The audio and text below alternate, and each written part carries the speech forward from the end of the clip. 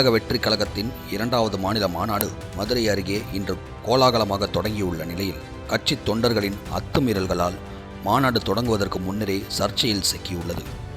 மாநாட்டுக்கு சென்ற பல தொண்டர்கள் டோல்கேட்டை உடைத்து கொண்டு பணம் செலுத்தாமல் சென்றது பொதுமக்கள் மத்தியில் கடும் அதிர்ச்சியையும் அதிருப்தியும் ஏற்படுத்தியுள்ளது. நேற்று இரவு முதலே மாநாட்டுக்கு வந்த தாவேகா தொண்டர்கள் பலர் எலியார்பட்டி சுங்கச்சாவடியில் கட்டணம் செலுத்த மறுத்துள்ளனர். இது வாக்குவாதமாக மாறி இறுதியில் டோல்கேட்டை உடைத்து கொண்டு வாகனங்கள் சென்ற வீடியோ காட்சிகள் சமூக வலைத்தளங்களில் வேகமாக பரவி கட்சிக்கு அவப்பெயரை ஏற்படுத்தியுள்ளன. ஒரு கட்சி ஆட்சிக்கே வராத நிலையில் இப்படி ஒரு அராஜகத்தில் ஈடுபட்டால் ஆட்சிக்கு வந்தால் என்ன செய்வார்கள் என நெட்டிசன்கள் கேள்வி எழுப்பி வருகின்றனர். விக்கிரவாண்டியில் நடந்த முதல் மாநாட்டிலும் இதுபோன்ற ஒழுங்கீனங்கள் நடந்ததாக குற்றச்சாட்டுகள் எழுந்தன. மேலும் குடிநீர் பற்றாக்குறை போன்ற அடிப்படை வசதி குறைபாடுகளும் விக்கிரவாண்டியில் பெரும் விமர்சனத்துக்கு உள்ளாகின.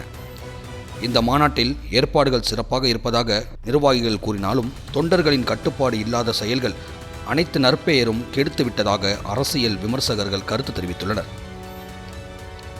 மாநாட்டின் பிரம்மாண்ட ஏற்பாடுகளும் மக்கள் விரும்பும் முதல்வர் போன்ற பதாகைகளும் டோல்கேட்டில் நடந்த அத்துமீறல்களுக்கு பிறகு விமர்சனத்துக்கு உள்ளாகியுள்ளன.